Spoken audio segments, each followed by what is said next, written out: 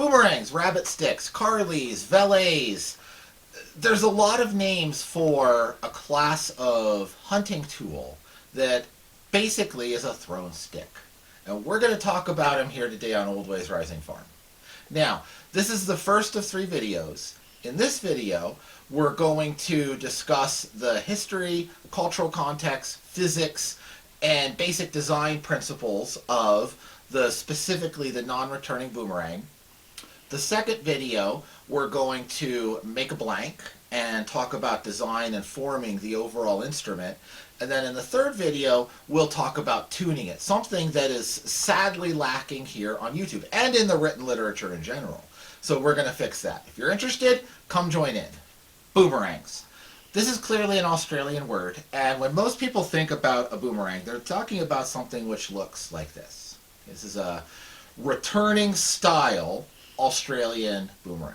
Okay, this is what's called a transitional boomerang, which are boomerangs that were made in the early 1900s in a period where the Australian government was encouraging the Australian First Nations people to make things to sell to tourists.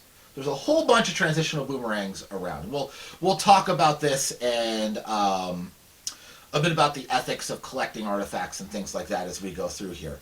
But for now, for this part of the video, we're just going to talk about this is the sort of stereotypical thing, right? Something that you throw out and comes back, and people are fascinated by it because it comes back. But what we want to talk about in this video are boomerangs and boomerang-like objects that are used for hunting.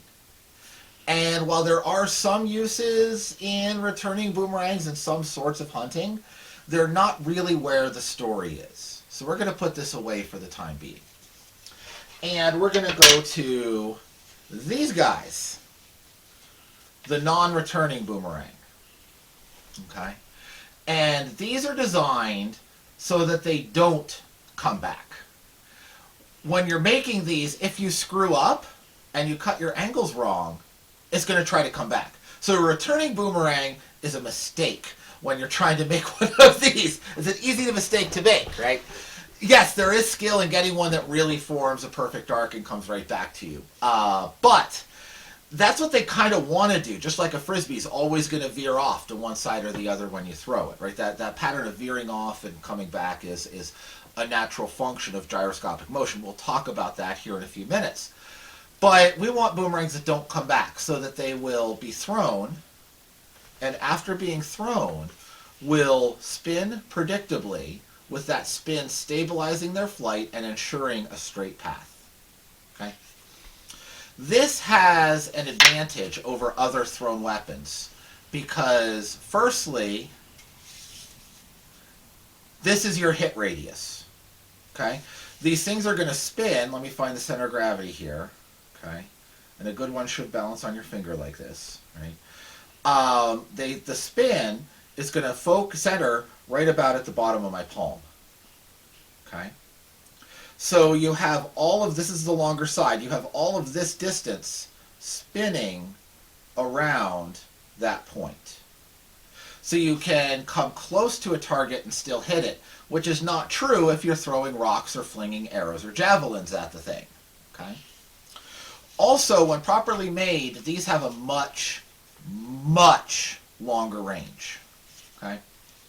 The record that I've heard of is something on the order of 150 to 180 yards for a non-returning boomerang. I have doubts about that, but it's believable enough. If you have the best non-returning boomerang ever made, and it was thrown by the best thrower, and it's his best throw on his best date, yeah, maybe you hit that once. You're not going to realistically hit that all the time. But there are people that can make these that will consistently get 120, 130 yards.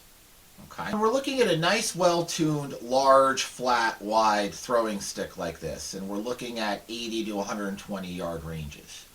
We're not talking about some super sniper trying to take out a particular individual target at that kind of range with a hand-thrown object. Right? That's not really going to work. What we're looking at is a person throwing the stick at a group of animals, right? A large group of rabbits, not that you get large groups of rabbits, but you could see a cluster of 2 or 3 where you could fling it into the cluster and hope to get one of them. But more commonly, we're talking about birds, right? So waterfowl in Australia, the parakeets are a commonly hunted food. So these things group up in large bunches, large flocks, right? So we're not talking about the skill and accuracy of hitting a particular duck at 80 plus yards. This one I can get about 80 yards on. This is the best one I've made. We're talking about trying to hit a flock which is 100 feet wide out at 80 to 120 yards, right? And then hoping that you've launched 2 or 3 of these at that flock, but from 2 or 3 or 4 hunters, and you're hoping that out of those, 2, 3, 4, 5 missiles, you're going to connect with enough ducks to feed the family for that evening. Okay? That's the goal. And this is also where the returning boomerangs do come into a hunting situation, because one of the ways that these are used, as well as in North Europe, you see a whistling arrow used the same way, as a decoy which circles around above the ducks, and you're not trying to decoy them to the decoy the way we think about a decoy in modern times. You're trying to make them think that there's a predatory bird up above, so they'll stay on the ground longer, so you can launch more of these at the flock. Okay, so that is where the returning boomerang has a place in hunting. Also in Australia, there's a traditional use of the returning boomerang to get out in front of smaller birds, large flocks of smaller birds that are better able to dodge a big thing that's easier to see.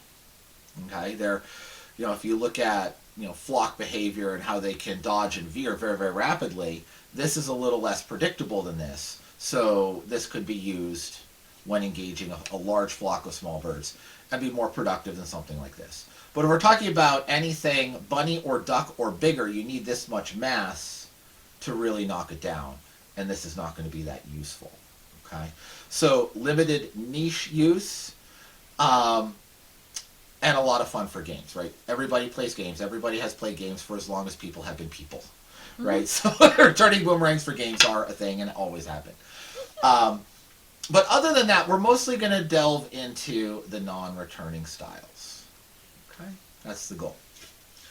Now, the first thing I want to do to put these in context is to talk about their history a bit. So, the oldest boomerang that we have discovered archaeologically is 20,000 years old. Okay, and it was found in Poland.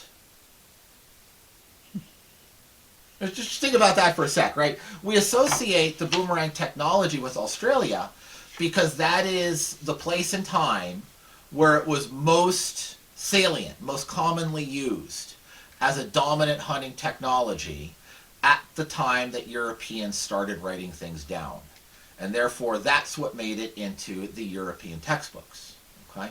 And boomerangs are very, very important to the indigenous Australian people. I am not minimizing that in any way, right? Both as hunting tools, sometimes as like melee combat weapons, and universally as things which figure into their spiritual practices, sacred music, and things like that.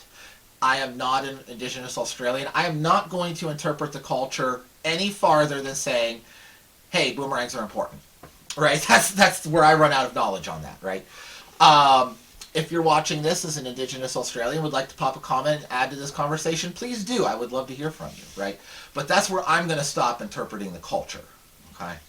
But it's a much broader story, and it's just a fundamentally human story. That oldest boomerang 20,000 years ago in Poland is not the oldest boomerang ever made. It's the oldest one that was preserved in the archaeological record. And it was preserved because it was made out of woolly mammoth ivory. Okay, that's why it was preserved. Okay. Indigenous Australians, we're talking, again, I'm not an expert on the archaeology of Australia, but we're talking at least 40, 50,000 years, right? At least, right? So, people were indigenous in Australia for tens of thousands of years before the oldest boomerang found in archaeology was found. Okay, so just keep that perspective, right? And what that tells you is that this technology is so incredibly important in Australia, but also so important in Europe that people were taking the time and effort, which is considerable, to make an ivory boomerang up on the Mammoth Steppe. That we can conclude from this juxtaposition of facts that this is just a fundamentally important thing to the arc of human history. Okay? It continued in Europe for a long time. There is a particular Roman coin with a Briton holding a boomerang inscribed on it. So it was important enough in Roman era Celtic Europe to make it onto a coin. Okay. Now, it was kind of lost in more recent Europe. It was never lost in North America, where you also have boomerangs called rabbit sticks. Here they're usually called in English rabbit sticks, right? So this is very much in keeping with what a Hopi rabbit stick would look like, this one here. Really, the only difference between this and the Australian equivalent is that in North America, they make a little comfortable handle. Because if you take boomerangs have sharp edges, and if you take it and squeeze it like that, it really, really hurts your hand. Okay? You can't hold a boomerang hard. You have to hold it loose. And the putting this little bit of rounded handle helps with that. And that, I like it. Okay, so that's how I make mine. Because I like the nice comfy handle because I like the nice comfy handle. Enough said. So this is just a worldwide technology. There is in India a boomerang type throwing weapon, more leaning into the melee combat end of the spectrum, and this is a spectrum, we'll talk about that as we get going, called the valet or valets. I'm probably butchering that pronunciation, I apologize for that. But you know, you have this technology in India and Asia. King Tut had a stash of dozens of boomerangs buried in his tomb that were used for hunting. And there's a famous set of tomb paintings from the tomb of a guy from ancient Egypt called Nebamun, and that was his name.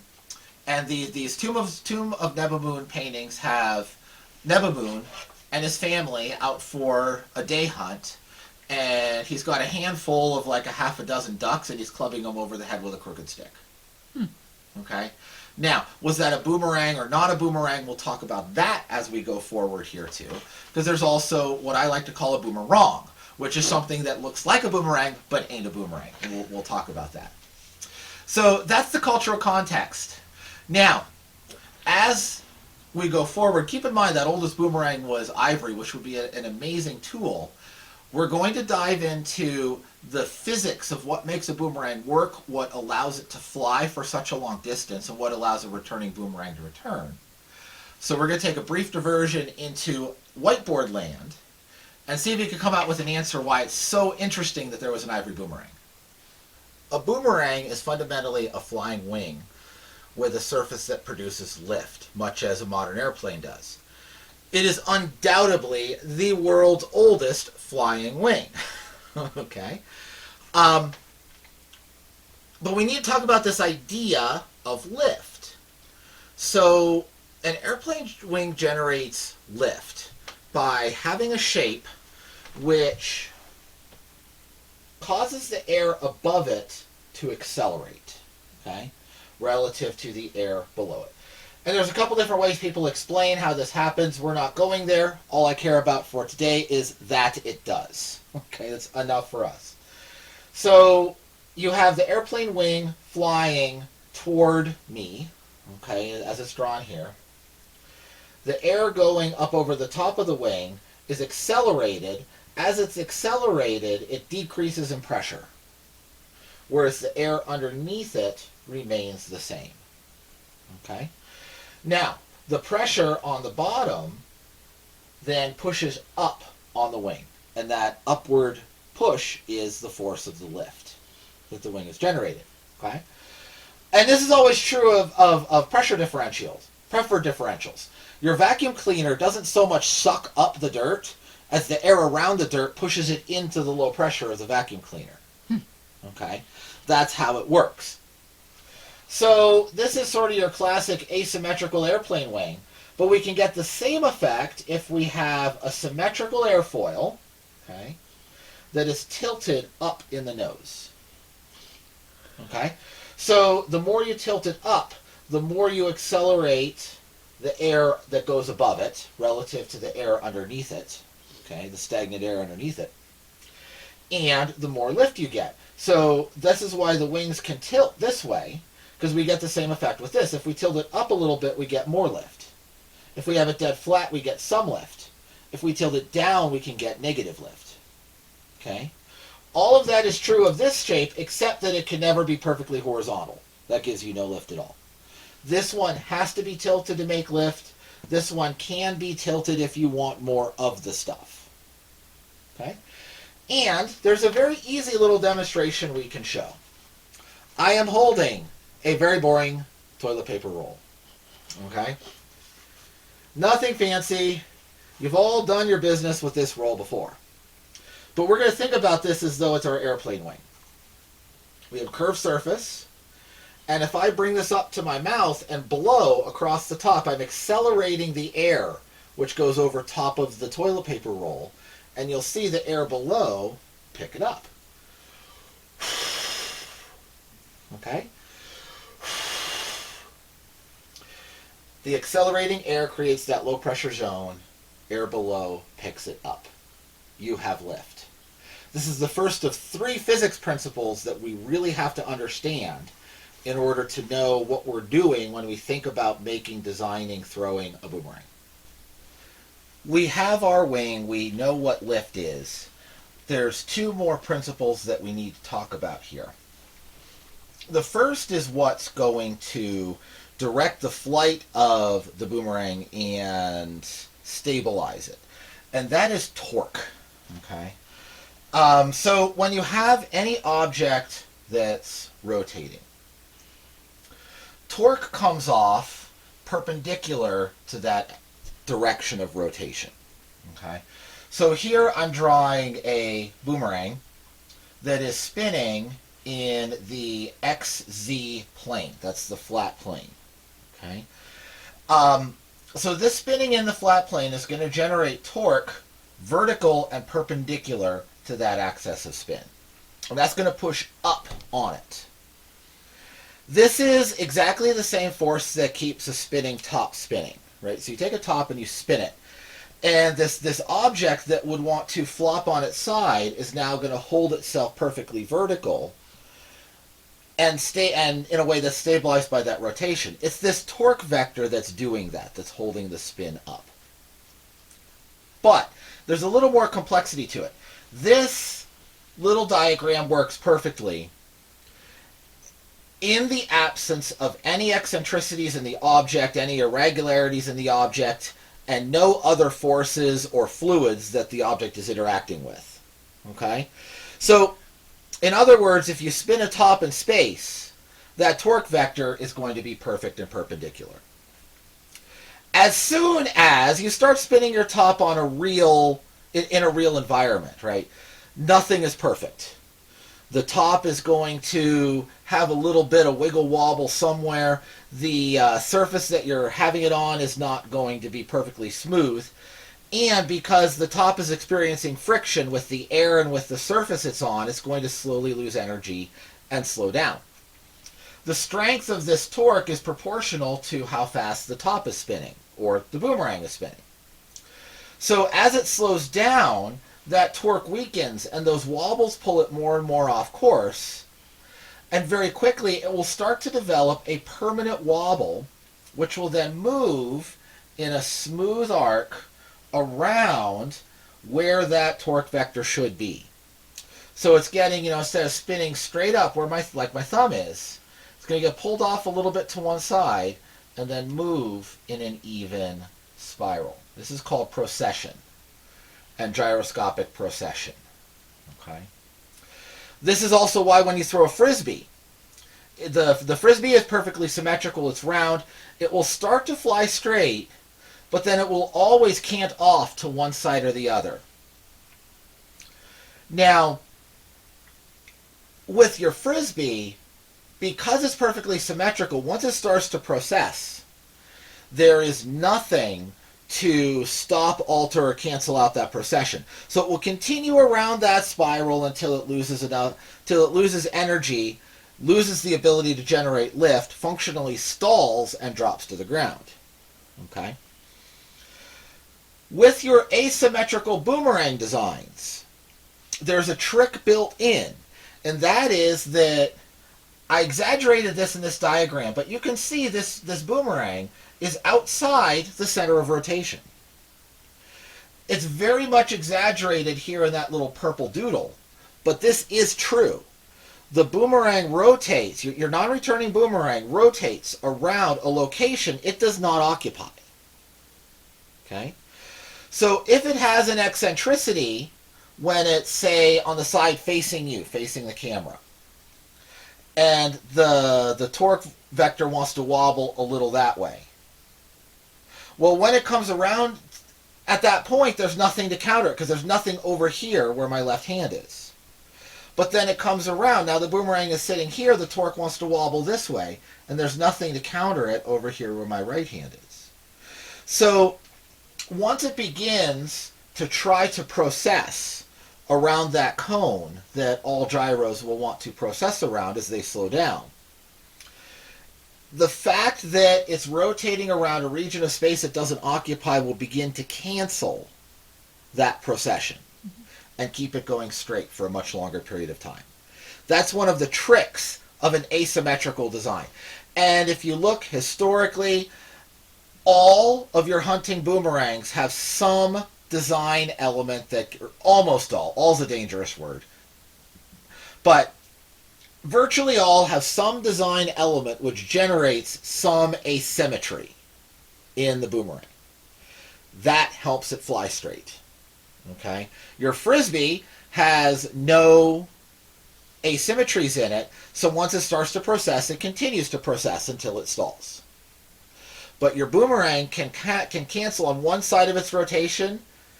It'll develop an error which is then canceled on the other side of the rotation. And that's a really cool trick. Now, returning boomerangs have a really tight angle and are very symmetric again. Okay? And those highly symmetric returning boomerang designs are built so that they accentuate the procession, and that's what brings it back to you. Okay? So as you're looking at things, just you could look for that symmetry versus asymmetry.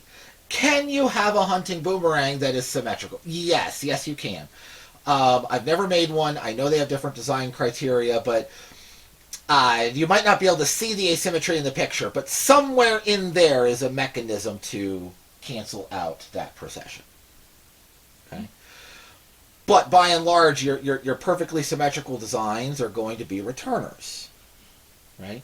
Because they're being designed to accentuate the procession. Also, returning boomerangs have more lift, and non-returning boomerangs have less lift. The more lift you have, the more difficult it is to get this gyroscopic precession to cancel out. Okay, so that's why you don't have nearly as beefy an airfoil on a non-returning boomerang as you do on a returning boomerang. Now, the third and final little bit of physics that we need to think about has to do with material selection more than anything else. Design, yes, but especially material selection. And that's the idea of ballistic coefficient. And this is just a calculated value, and for any system of measurement and set of units you would put in, as long as you're comparing apples to apples, keeping with your set of units, it will work. And a higher number for calculated ballistic coefficient means it will traverse the air while losing energy slower. A lower number for ballistic coefficient means as it traverses the air, it will lose energy faster and thus fall to the ground more quickly. Okay? So we're not going to do the math on this. I just want to talk about the concepts. But how this is calculated is mass, okay, I don't care whether you use grams or pounds as long as you're consistent and compare apples to apples, right? And that is divided by drag coefficient multiplied by the cross-sectional area. Okay? So let's start with mass. That's just how much something weighs. So something weighs more, it has more momentum and will maintain its inertia longer. Okay? That's just simply true. So a higher mass gives you a better ballistic coefficient because it's on the top of the equation. Okay? And then the things on the bottom of the equation hurt ballistic coefficient. Okay? So cross-sectional area, we'll start here, is what is the surface area that the air sees as an object is moving through it. Right? So if I move my hand toward you, if I move it towards you like in the slapping direction, okay?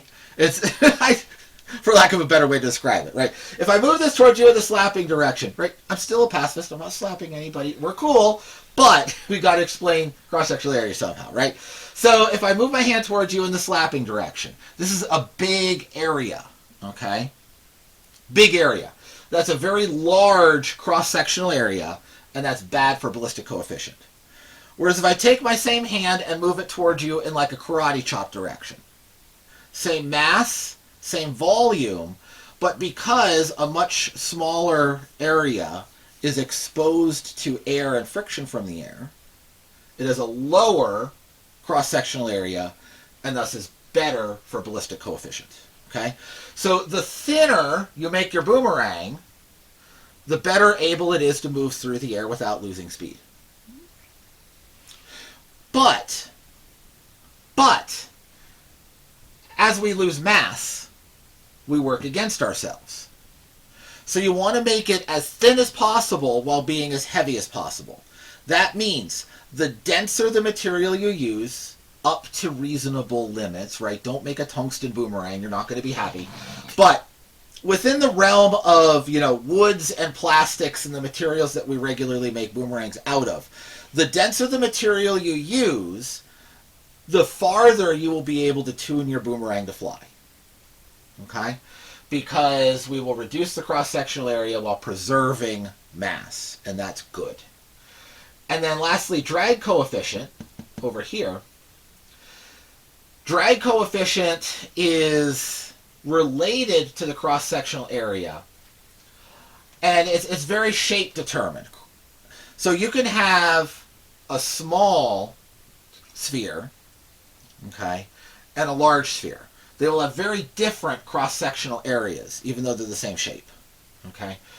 Drag coefficient is more about the shape in and of itself. You can go and look up numbers on these, if you care to look up numbers on these.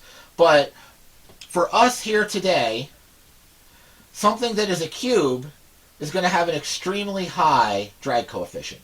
It's going to react with the air in a very negative way. The air's not going to want to move through it at all. So in whichever direction it's moving, air's going to pile up in front of it and create a great deal of drag. And then after an object moves through the air, for an instant, there's a little vacuum behind it which actually pulls it backwards. Okay? Not a lot, but there is a little bit of a suction force there. So you're building up resistance in the front and you're pulling a vacuum in the back. This is why trucks have like those little fins that point in. Mm-hmm. Is to minimize the area space behind the truck where you have that vacuum and the turbulence that results from having that vacuum. So this is the worst possible shape because we have a big pile of air piling up in front. It can't move anywhere easily, so it just creates a boatload of drag and then a whole lot of vacuum behind it. If we want to improve the cube, we can make it a sphere. The sphere, the air will move around, okay? We'll move around the sphere as it moves through the air. So it doesn't pile up as bad, but it's still got a huge amount of resistance. But if we take an object the same size and make it into a true airfoil, then we greatly reduce our drag coefficient. Okay? So can you take a piece of plywood, say 3/8 inch or 1/2 inch plywood, cut a boomerang shape out of it and throw it? Will it boomerang? The answer is yes. Yes, it will boomerang. Okay? But It's not going to be a long distance boomerang because you're going to have this profile at the front and the back. Okay? Take that same piece and change it to a symmetrical airfoil. You'll greatly, greatly increase your distance. Okay? If you convert it to an asymmetrical airfoil that produces lift even without any attitude, you will then reduce your resistance and get a lift benefit. Okay? So by choosing shape, we can make this number more favorable. So if we look at mass and cross-sectional area, we want a dense material with a dense material that retains as much weight as possible with the thinnest profile. And then we want to take that thin profile and make it a nice airfoil to bring down our drag coefficient. Okay, and that gives us the highest ballistic coefficient. Big numbers here means big distance when you're throwing your object. Before we go back to looking at the actual physical models of the boomerang, I want to talk a little bit more about just how they're designed. In this case, more about how the piece of wood is shaped in and of itself. So here we have our typical boomerang-shaped object. And we need to identify, before we can talk about how we shape the wing, how we profile it, we need to talk about how it's moving. So if you're holding it in your hand here, in your right hand, and giving it a toss, it's going to spin, right? And it's going to rotate. In and of itself, it's going to rotate around its center of gravity. Okay, that's going to be a transition point. Now, because it's tipped forward, the actual center of rotation is going to be more somewhere about there. It's actually outside the boomerang itself. Okay? But in terms of designing it and shaping the edges, we don't have to know exactly where that is, but we do need to know where that green line is. You do that by balancing it on your finger, right? This is not real tricky. So you balance it on your finger. And forward of that, the leading edge is facing in because it's rotating in this direction. The trailing edge is facing out. Okay? But then back from that, in the section where you hold it in your hand, the leading and trailing edges are reversed. Okay? Yeah. So this is leading edge up top till I get to the green line, and then the leading edge is on the bottom. Likewise here, this is trailing edge on the bottom till I get to the green line, and then it pops up and the trailing edge is on top. Okay? And that's very important because we're going to shape the leading and trailing edges differently. Now, I'm talking here about the non-returning hunting boomerang, not the ones that come back. And in fact, if you screw up shaping your boomerang, your non-returning boomerang, it's going to try and boomerang. It's going to try and come back to you, right? We don't want that. So we're trying to prevent it from coming back. It's easy to get them to come back. It's what happens when you screw up, right? You're trying to not have it come back and go in a straight line out to the game that you're trying to harvest, right? So if we think about a simple symmetrical, just lenticular form, lens-like shape, okay? What I want to talk about is what happens if we reshape this so the end rises or falls. What effect does that have on its aerodynamics? Okay, and then in this drawing, the leading edge is facing me, the trailing edge is away. But again, this is flip-flopped on opposite ends of the boomerang. Okay, so you can't just shape one whole edge the same way. That's an important thing to know. So on the leading edge, direction of flight toward where I'm standing. Okay, if you move that point where the top and bottom meet down, it makes it a better airfoil and it increases lift. Okay? Likewise, if you move it up, the opposite is true. It decreases lift. You get negative lift. This is a very important control. So when we're out tuning them, you want your boomerang to fly flat and then stall out and drop when it runs out of energy. Okay? If you have too much lift, it will start soaring and rise up from the very moment that you throw it. And if you're trying to throw it at a flock of geese and it soars 20 feet over their head, that is not a very productive hunting tool. Okay? So they're going to be like, what's that weird goose up there? I don't know, Frank. I'm going to stay where I am. Anyway, so we want it to be an item that we can use to harvest rabbits or ducks or geese or something for food for the family, not something that's like, what's that, right? That's not the reaction you're looking for from the geese.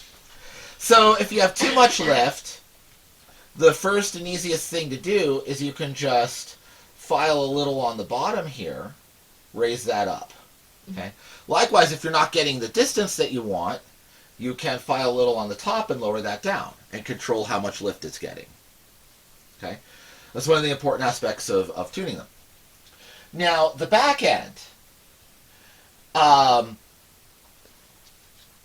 Again, this is not going to control lift itself, but it does control veering.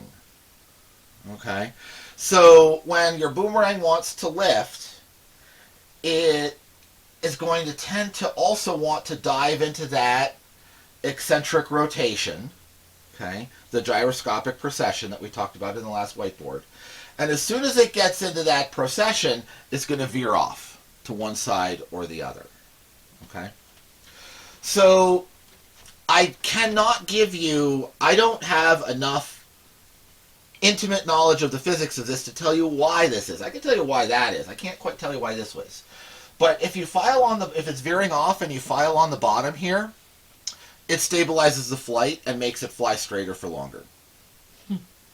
I don't know why. It just is a thing. If you know why, add if comments. you know why, add comments. Exactly. If you were an aeronautics engineer and you could tell me why that is, please drop a comment. I really want to know. Okay? But I've tried it and it works. Right? It works.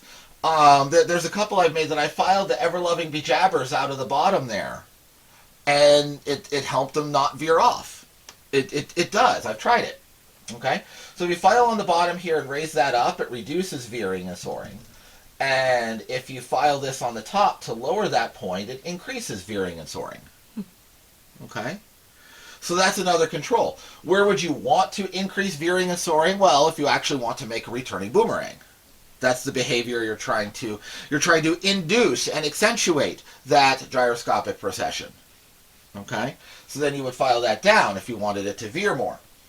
But we're talking here primarily about the hunting tool, so we don't want it to veer off course. We want it to stay dead straight. So then you file on the bottom, raise the trailing edge up, and it reduces that veering and soaring.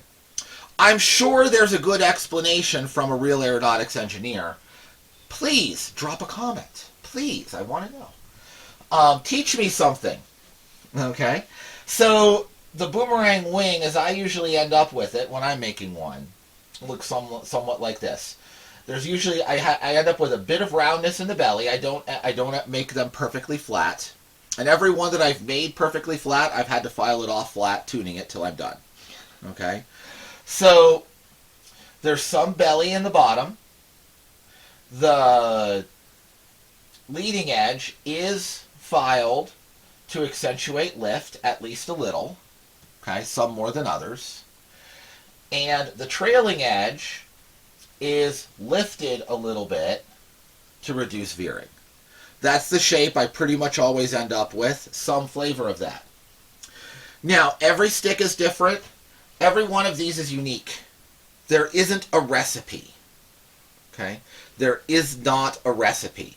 I can't say, well, just make exactly that profile and everyone will work. You have to fiddle with them. But when I'm doing my initial shaping, and in the second video we'll actually make one and do that initial shaping, I aim for something which is kind of going in this direction, but a little bit more neutral than exactly that. Okay?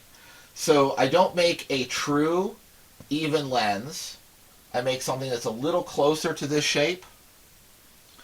But yeah, I know I'm going to end up somewhere in here. But if I guess wrong and I drop this tip all the way down to the point to the bottom, and then I need to correct it, right, if I need to raise that up, then I have to file back to here. that blue line, and now I'm losing width. Okay? So every time you adjust this shape, you're sacrificing, you're removing wood from your boomerang, and it's getting smaller and smaller and smaller. So you can only fiddle with it so many times before you have a toothpick. And toothpicks also make bad boomerangs. So, I tend to lean in this direction, but I don't go all the way there, and leave a little more width than I want, so I have some material to play with. And that's the general idea. That's the science behind how these buggers work. Now that we've gone over the physics of it, why did I say a few minutes ago that I was so intrigued by an ivory boomerang? Because it's so darn dense and would have an astonishingly good ballistic coefficient. Okay? So think about it. Boomerangs require open flat territory. Okay? The ability of the boomerang to stabilize, to maintain its lift, maintain consistent flight, and avoid gyroscopic precession depends on having an unimpeded path. Okay? You can't hunt game with a boomerang in tall grass. And you certainly cannot hunt game with a boomerang in a forest, right? This versus tree wins 10 out of 10 times, right? So this is not a forest weapon, okay? Which brings us to our first design choice. Now, I've talked about Western North American Hopi rabbit sticks, but you also have throwing sticks in Eastern North America. They just look like this, okay? Think about it. Wooded terrain. You want something to throw at a bunny.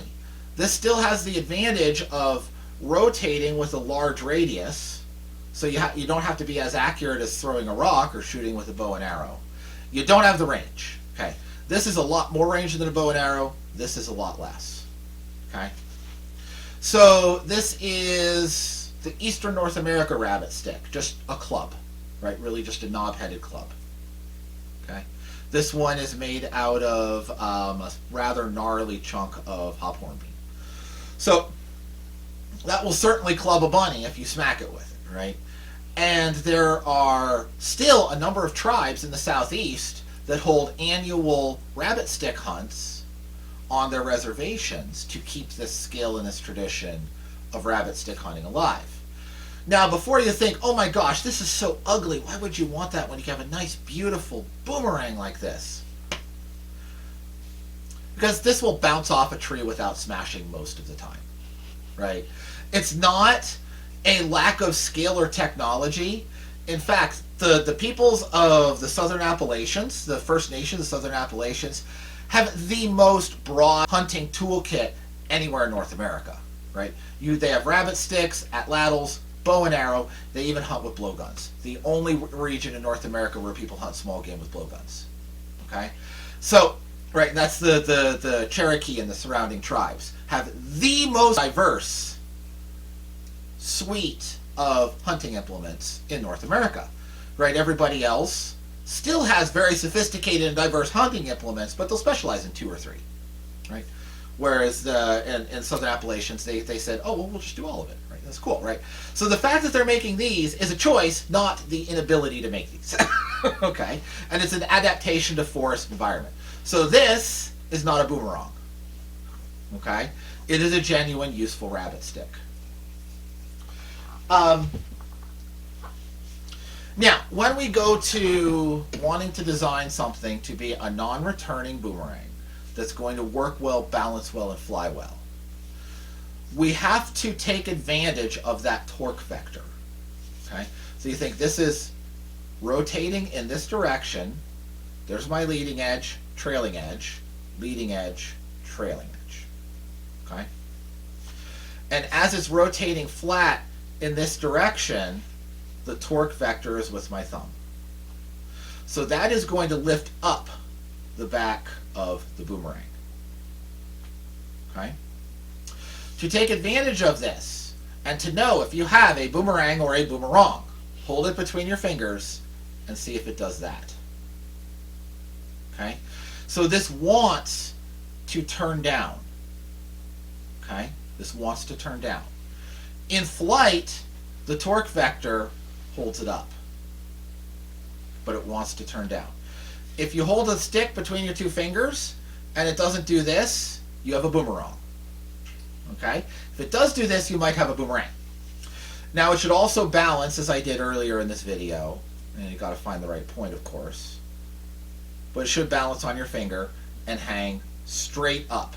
Right? This is almost, if I can get that in view, this is almost dead vertical. It's okay if it wiggles to one side or the other. How you tune it can alter that a little bit, but it wants to sit right there on your finger, just like that. Okay? And then when you hold it again, do it one more time. Boomerang. Okay? Now, watch this on edge. As it falls down, this is tipping up.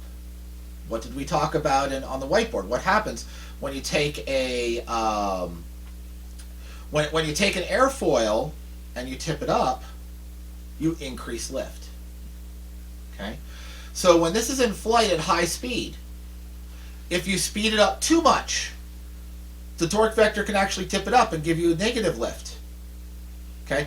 But it's flying fast, so it's generating a lot of lift. Okay, so that's good. If you have this tuned right, it should start with a little bit and just a little bit, right? A little bit too much lift when flat, but when it's tipped up here, it gives just adjusts that. And then as it slows down and starts to lose lift, you also lose the torque. So it tips further up and regains its lift. So the fact that the boomerang has this bend in it means that it will self-adjust too fast. You get a little negative lift. Perfect speed for the tuning, even lift. Below speed for the tuning, excessive lift as it falls further and further down. Okay? So it's a self-tuning airfoil. Okay? For that to be true, this bend needs to be about 130 or so degrees. Okay? But don't obsess over that. Just kind of get an idea for this, and as you're chopping out your blank, when your blank is even thickness, and you're about ready to see, well, am I on track or not? Do that. If it does this, you're on track. You can take care of the rest in the tuning, right? If it does this, you're on track. If you let it go on your fingers and it stays flat, you have a boomerang. Start with a new stick. Okay? And it took me quite a while. I made a half a dozen of these before I got the first one that actually worked properly, right? And one of the several mistakes that I was making early on was using sticks that were too straight. Okay? Because I was looking at pictures of all of the sea of things that are bent sticks. Well, not all of those are boomerangs. Okay? So that's your first criteria. That's where understanding that physics and that torque vector really comes into play to know how to work with these. Okay? Another thing, I talked about, this one also has like the Hopi style handle on it, which, you know, because I like it. This one's fluted. Fluting is an adaptation that you see mostly in Australia, but I've also seen fluted sticks in North America. Both boomerangs and boomerangs. We'll get there, okay? Not as pronounced as the Australian fluting, but present. What does this do? Well, it causes turbulent airflow across the top surface, which further lowers the density of the air and reduces drag. So having these flutes on here accelerates the wing speed, and you get an extra bit of distance. In my experience, from a best tuned boomerang for a certain stick, and not all sticks are going to have the same maximum distance, right? Every one is unique. There's no recipe for this. Every one is unique. But to compare, taking the same stick with a non-fluted design and then redesigning it and having a fluted design, I get about 25% more distance having a fluted design versus, where'd it go? Versus one like this. This is not fluted. Okay? This is very much a short range stick. It's relatively thick and it's short range, which is fine because, again, I'm talking to you from Eastern North America. We have trees. You don't want to hit trees because the tree always wins. We've discussed this. Okay? So it's fine to not have a fluted boomerang, but you do get more distance on this. Now, my fluting is not the same as the indigenous Australian pattern of fluting.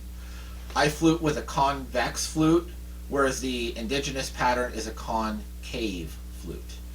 They both have the same impact, and it's the same thing as the divots on a golf ball, right? It's the same physics.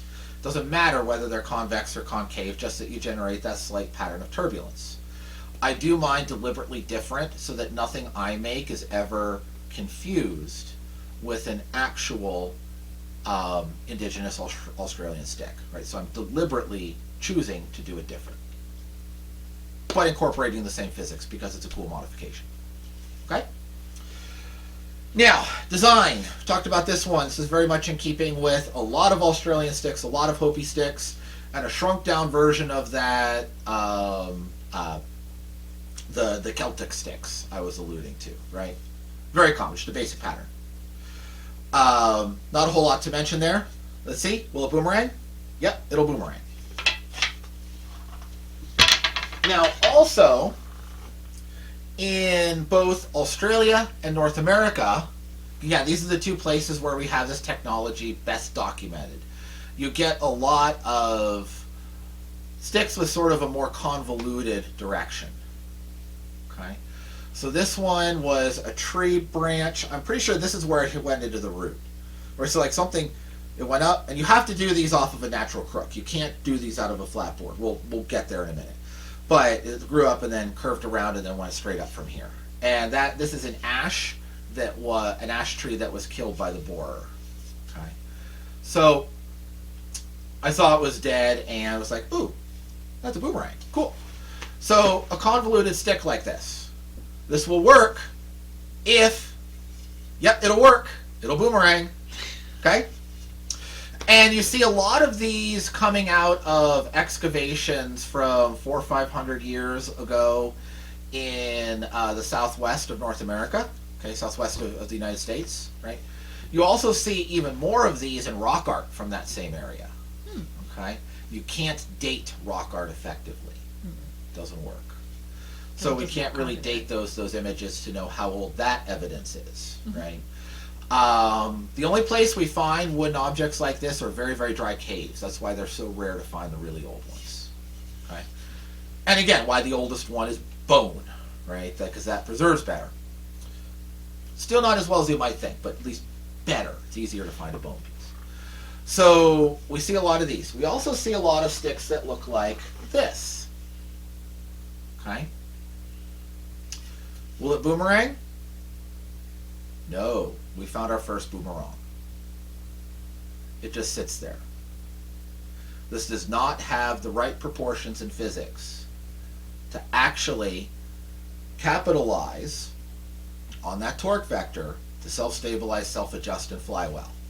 And this, I can only throw this with about half the range. We'll go out and throw these in a few minutes. I can only throw this about half as far as I can throw this. So in terms of something being a throwing weapon, this wins by a lot. This is just plain bad. Okay? So what these are in, again, going to the southwest, archaeologists call these fending sticks, right? So if somebody's coming at you with another stick or a club of some sort, let's just say this, they're coming at you, this is basically a hook shield to deflect and parry that. And when we see these that don't balance right, okay, the boomerangs, all of the use wear and the evidence of impacts is in this crook. Okay? So these were being used as parrying sticks like that. Whereas when we find things with this geometry, all of the use wear and damage is on the two ends where my hands are. Okay? Again, boomerang, keeps falling off. Boomerang, boomerang. Okay? Also, this one I have shaped just to an oval profile, which is correct and accurate for this type of object. It's not, it is aerodynamic, but it's not an airfoil. Okay? And that you can actually hold, get a good grip on, and parry a blow. Okay? Whereas this, again, it hurts your hand to grip it. Okay? So that's important as well. Now, the last thing I'll say about this one is that this is the shape of stick that you see in those Nebamoon paintings. So he's holding the ducks and smiting with this, okay, in those images. So this was being used to finish off a critter which had been stunned by one of those other throwing sticks that we found in King Tut's tomb. Okay, but again, tomb, desert, Egypt, and you have things being preserved for thousands of years rather than just hundreds, right? But wood is only found in the most rare occasions. Okay, which is why most of the depth of history of the boomerang will always be shrouded in mystery because of that fact. So yeah, this looks a lot like Nebamoon's stick, right? So what they chose to depict from the hunting was the final coup de grace, not the act of stunning it across the water. So that's interesting. We'll save those for a minute. Last thing, let's look at this one. Just in terms of styles, then we'll talk about information, how we learn about these. Is this a boomerang or a boomerang? Well, let's examine it. Okay, let's look at the handle. It's got an oval profile, right? So not an airfoil. That says that the person is gripping it like a club. Okay, and it can be swung like a club, and it can take a heavy blow like a club without hurting your hand on that sharp edge. Okay, let's look at this end. Well, this is teardrop shaped, so that this is an airfoil, but it's pointing the wrong way. That's pointing toward the impact zone, rather than you would expect the wider edge to be on the leading edge. But let's do the boomerang test. It tips. Will it balance? Yup. This is halfway in between. Okay. This is patterned after an Australian melee weapon called a lil-lil. And it's a particular type of club. It's also, in its gross morphology here, very, very similar to the Indian valets that I mentioned earlier in the video, as well as to quite a few other weapons such as the North American Plains tribes pre-contact war club, the style that evolved later on into what's often called a gunstock war club, like the Last of the Mohicans gunstock war club. I'm talking about the antecedent to that, right? The pre-contact version. Usually in those there would be some sort of spiky bit here, so it could be clubbed that way or clubbed this way, right? Usually a spiky bit would be a piece of antler or a natural branch that was sticking out from that region, right?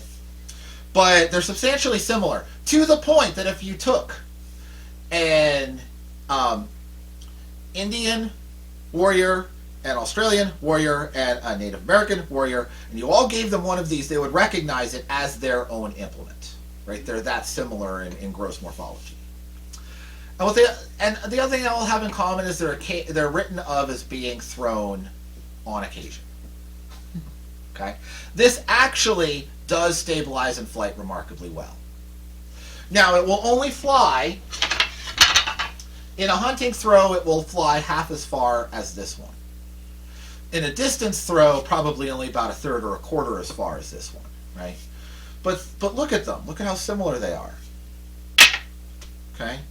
If I was just carrying these two this way, and you observed me from 100 feet off, what would you say? You say, oh, he was carrying two boomerangs, right?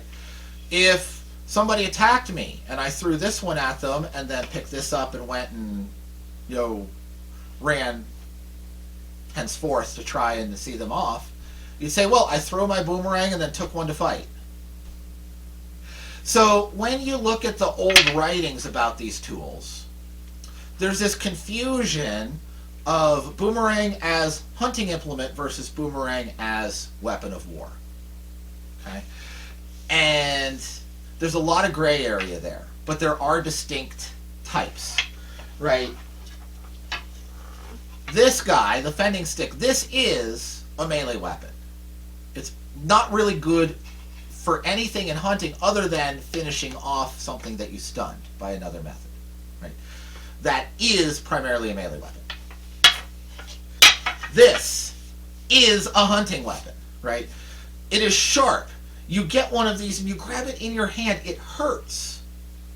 Just holding it with a clenched fist, let alone striking a blow on something. It's not going to work, okay? And this is a compromise design halfway in between the two.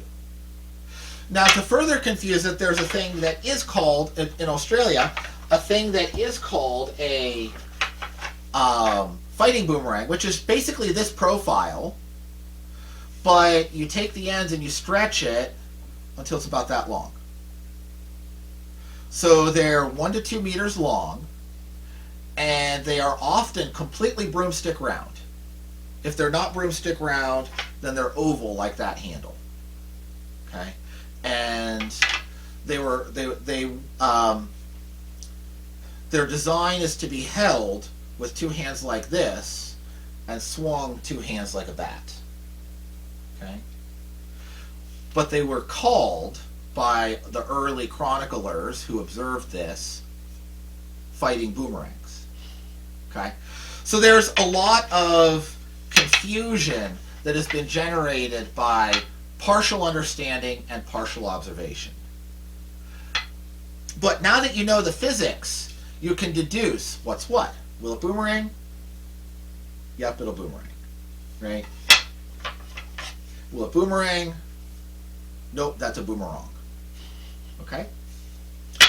So there is the gray area. There is this clear one, clear the other, and attributes of both. Okay? Now, if you were traveling a trail, this would be a very useful tool. Right? It will throw, as I was saying, it throws really well. Remember I said where'd it go, right? When you compare these two, and I'll do this for you here at the end of this video. When you compare these two, this one wins by a lot. When you compare this one wins by a lot. Right? This will throw substantially farther than this rabbit stick. Okay? So if you were a traveler way back in the day, and this was the only way you were going to get food, but you also were worried there might be brigands in the woods, having the halfway in between can be extremely useful. Right? Because you always have to think about this and balance these things. People eat every day, multiple times. Fights are rare. Even in the most, with the most aggressive people in civilizations that are the most amenable to showing that aggression, right? Fights are rare. How often have you had pub food? How often have you seen a fight break out in a pub?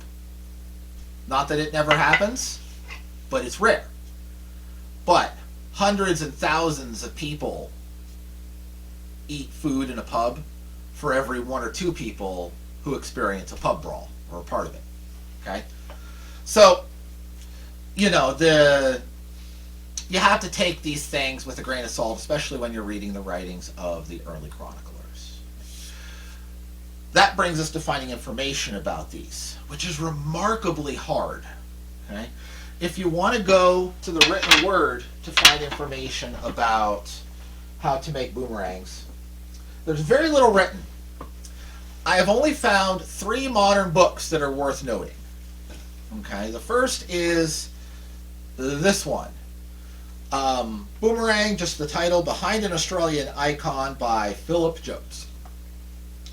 Okay, this is a very good book for describing all of the typologies of these various boomerangs.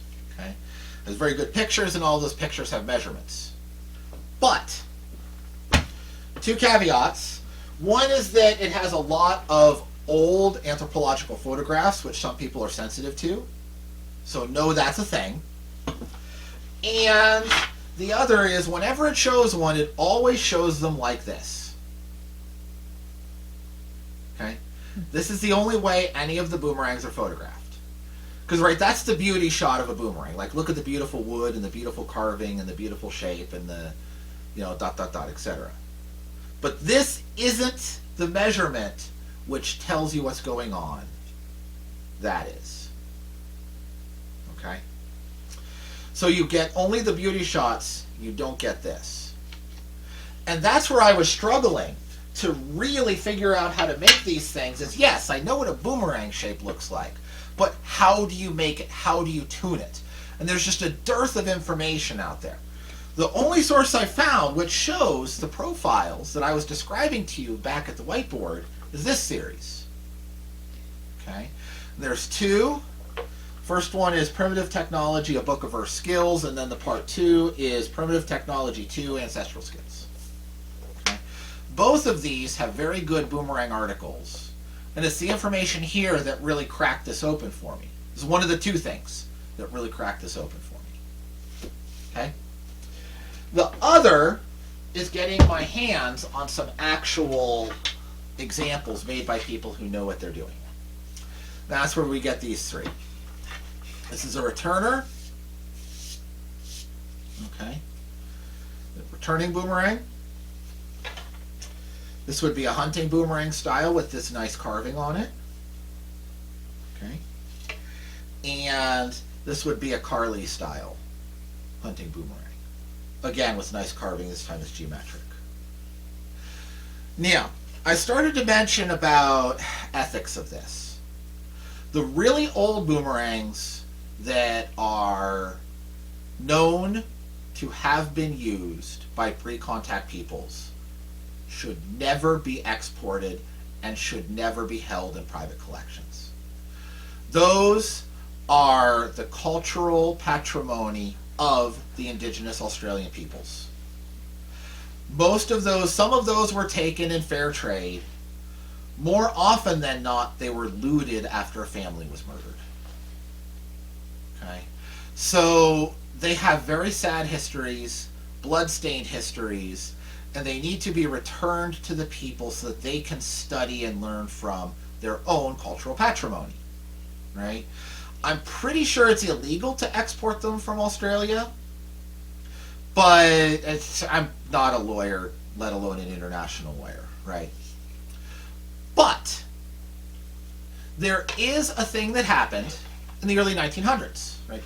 This happened in a lot of different places, right? Throughout the, English territories and former English territories, is they all did basically the same thing to native peoples, right? First they killed a whole bunch of people, committed a whole lot of genocide, and then rounded up the survivors into some flavor of concentration camp or planned village where they couldn't leave, right?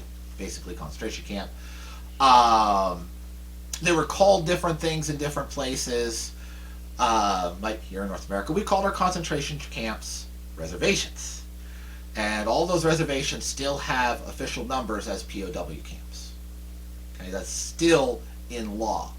Right, so the United States still has not abandoned its concentration camps. A little less bad than they once were, but still there's a lot of problems that go on there. But around the turn of the century, the people were encouraged, both here and in Australia, to make their traditional art forms for sale to tourists. And universally they said, no, that has a lot of spiritual significance. I'm not sharing that with you. But I'll do this other thing. Okay? And these transitional boomerangs are that other thing. These are all turn of the century, and they were made as art pieces. They were made to be wall hangers. Okay? But they were made by people who knew what they were doing because their grandparents and parents depended on real boomerangs to stay alive. They were taught those skills from childhood on. And when somebody says, hey, make something that looks like a boomerang with art on it so you can sell it and make a little money, if you are used to using a tool, you're going to focus on the traits that make it work. Okay? It's just part of how the human mind works, right? So, if you ask a random white person to draw a boomerang, they're just going to draw something with a roughly triangular shape, right? And then cut it out of a piece of plywood, probably leave it dead flat and carve it. Okay? But if you say that same thing to somebody whose parents or grandparents depended on this for staying alive, they're going to reproduce the attributes that made it work. Okay? But at the same time, these were never intended to actually work. So you have to understand these as a boomerang blank that could have been tuned. Not a fully tuned boomerang. But everything is right other than the final tuning. And sometimes they cheated on their wood. Right? So this one, we give it the boomerang test. It does flip. But when we do the balance test in the middle, it won't stay up. Okay? So what they did with this piece was made everything right. The dome top, the flat bottom is all as it should be in the Australian style. But if you look, you see this is mulga wood. And if you look, it has white sapwood and very dark heartwood. So instead of having a piece with enough curve to make a true working functional boomerang, they took a relatively straight piece and made it just curved enough so that it looked right to a tourist. And then they carved the design on. But getting this, and this I would argue is an ethical thing to collect as long as you're not importing it. And all three of these that I have were purchased from within the United States. They were already here, probably here for multiple generations. So what you do get is the overall dimensions and insights into what the maker is thinking. Okay, so this, having this piece in particular, this was the first one that I had, in combination with those two books I just showed, those two things together is what let me figure out how to make a boomerang that actually worked, right? And, you know, same with this one. If we do the boomerang test, it does boomerang that way. But again, it wants to roll over on its side, and it won't fully 100% pass the boomerang test. It doesn't have quite enough belly in it, and you can still see the cheating with the sapwood and a relatively straight piece. Okay, but this one is pretty much flat. I'm going to put him away for now. I forgot to get my ruler. We'll just, here, we have a file. If I hold this up, look at that contour. Look how much that tip splays out. Okay? This is the other way of tuning a boomerang. I've already talked about shaping the airfoil. That's the first way. The second way is taking this, and this was traditionally done over a fire. In modern time is done with a heat gun, okay, and heating and bending the tip. So that, right, if this is your flight attitude, elevates the leading edge, increasing lift. Okay? So that's the second way to tune your boomerang and change lift. If you bend the tip up, you increase lift. If you bend the tip down to flat, you decrease lift. And if you bend it down, down, you get negative lift and can counteract a problem somewhere else. This one is even more extreme. So if I hold this so that it's kind of globally, I'll put it this way. I can't see that. Globally flat. Here, let me get something bright behind it. There we go. So it's globally flat on the back end. You can see right about here, the tip flares way over. And then you're probably not going to be able to pick this up in the camera. But if I just hold my hand flat with the piece, this end has propeller twist in which the leading edge is lifted up. So they used, the maker of this used propeller twist to increase lift in the handle end and a bent tip to increase lift in this end. Right, so with this one and with this one, they not only made an accurate blank from which a boomerang could be tuned, but they guessed how much they would have to tune that particular blank. Okay? Now, if you get these, don't throw them. Right? These are too valuable for what they can teach. You don't want to risk messing them up. But also, they're not going to throw well. right? They were not fully tuned. And even if they were, there is a chance these two might have had some actual tuning. There's a chance. But when you're tuning by bending, over time, that bend will relax, right?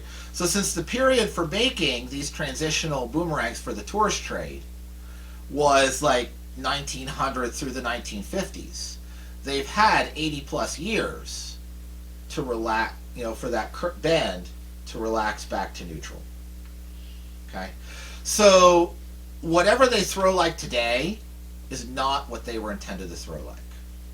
So you get these, you see them, you learn from them, and then you protect them because they were always intended to be, wall hangers sitting like this saying, hi, I'm a pretty art piece. That was their purpose, to be sold to tourists as art pieces. Okay? But they were made by people who knew what they were doing. And the person who made this look like it's tuned, if it didn't look like the ones he was used to hunting with, he would not have put these bends in, right? So that's telling you that this person, his eye, was as interested in those bends in the blank as in the beauty shot profile, okay? And as you get later and later in that transitional boomerang time period, you get more and more that are like this, that are just flat blanks with no bending, no tuning at all, and more elaborate carvings. Because they're zeroing in on, the tourist people want the elaborate carvings, right? So that's what they're zeroing in on. But still, this is made with traditional methods because it was chopped and split out of a blank. You can tell that by the tear out here on the back. And that little divot right there, it's a little bit of Spinifex resin. So they're still filling in their defect with the traditional material that would be used to fill in a defect. So there's a lot of, you have just as much information in these as you would one of the not ethical to collect real old ones. And the old ones aren't going to throw anymore either, because again, same thing. That bend relaxes over time. And the really old ones, it's had even more time to relax. So it's even farther from what it would have been originally. Okay. And then there are, lastly, if you want to get your hands on one that really works today, there are a handful of people that make and sell non-returning boomerangs. There's also a handful of companies. I have not bought any. I have not been sponsored by anybody. I have no opinion at this point because I've never had my hands on one of those. Okay? So that's that. And then in terms of getting information, the last thing is the old writings that I've been talking about. These old writings. Like, how do I have these ideas about all of these old writings? It's because I've read them. And thankfully, a lot of this stuff is passed into the public domain, so it's relatively readily available. These manuscripts, where there's only a couple of copies in a couple of museums around the world and libraries around the world, are being scanned at a rapid rate and made available. Okay? So you can study the old literature like that. The thing you do need to know is that if you go search old literature boomerang, you're going to find nothing, right? You have to look into anthropological reports from specific people groups and specific regions and stumble into references to boomerangs. That takes a lot of work, and I've done that work for you. I have a volume in my Scrapbook of Ancestral Skills series that is half on the non-returning boomerang and half on the atlatl. Okay?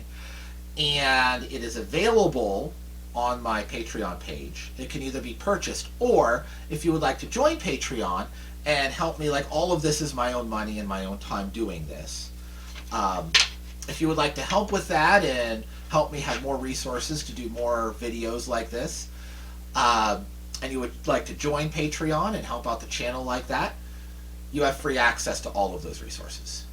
So you can hunt them up yourself or use the version that I put together. But there's a lot of good stuff in there. Now, what you want to see is me throw some of these sticks around. So let's go out in the yard and do that. Let's throw some sticks. Now, that field row you see behind me is about 40 yards. And I'm going to keep everything to this range, because any further than that, you're not going to see the little stick buzzing around in the camera anyway. It can only pick these up so far. Yes, my best one can go twice that distance when I'm having a good day in an elevated throw. But we also don't care about an elevated throw. It's not so important what the maximum distance is as it is the maximum distance that's effective in hunting. So when I throw these, I'm not gonna throw them up to try and see what the maximum distance is. I'm gonna throw them as dead flat to the ground as possible, as though I was hunting, okay? And first I wanna do these four, the smaller sticks. So we have the club type, Eastern North American woodland rabbit stick, the Boomerang.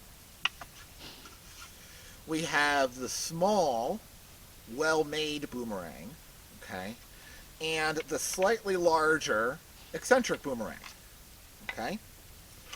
So pairing these together will be a nice view. Am I sufficiently out of the view, beloved, that I can throw up that way? Mm-hmm. Okay, so clubby stick.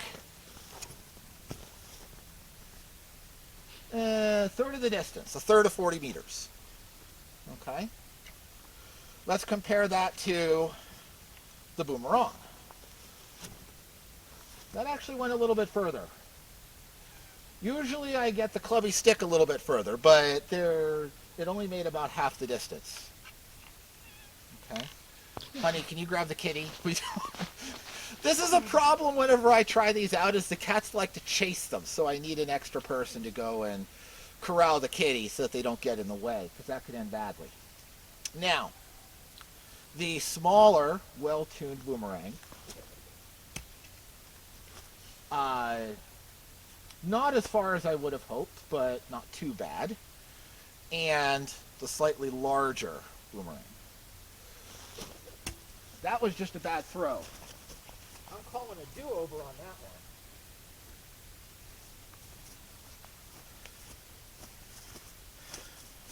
The slightly larger Boomerang, this one is not 100% finished, but well enough we can see it. Take two, I just totally flubbed a throw.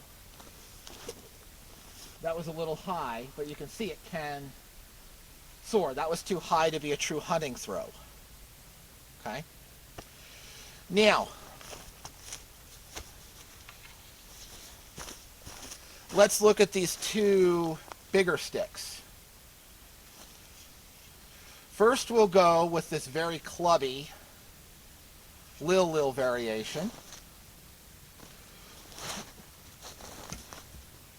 You can see it gets out there. It gets out there. It doesn't spin as fast or as wild as the good Boomerangs, but it does get out there. And then this is my favorite of the ones that I've made here so far. That went way too high up. Ooh, it's over there. Okay, that I threw a little bit too far up. That was a high throw, but you can see how it glides. Once it picks its path, it glides even until that was diverted and stopped by those trees 40 meters away. It wasn't anywhere near done its flight. So that's the idea of these Boomerangs. You can see some of the design differences, a little bit about how they go. That shortest one, it doesn't go as far because it doesn't have the mass to carry it through the flight. It's designed and built and tuned the same as the others, but it just doesn't have the mass. That's where that mass component and the ballistic coefficient is important. Width matters about being able to glide and sail on the air. So the wider, longer sticks go farther. The dimensions matter. All of those things matter. Okay. So this video has gotten way longer than I intended it already. We're going to end now in this one. And I hope that you will join us next time when we start to actually make boomerangs. We'll talk about wood selection, stock selection, blanking out a pattern, getting a rough profile that has a good chance of being easily tuned. And then in the third one, we'll tune it and have some finished boomerangs. Till then, have a blessed day.